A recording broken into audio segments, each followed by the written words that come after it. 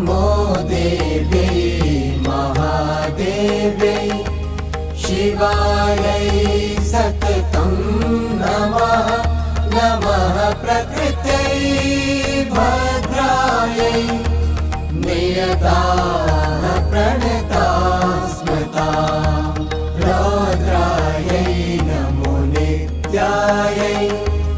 गौर्यै धात्र्यै नमो नमः ज्योत्स्नायै चेन्दुरूपिण्यै सुखायै सततं नमः कल्याणै प्रणतां वृद्ध्यै सिद्ध्यै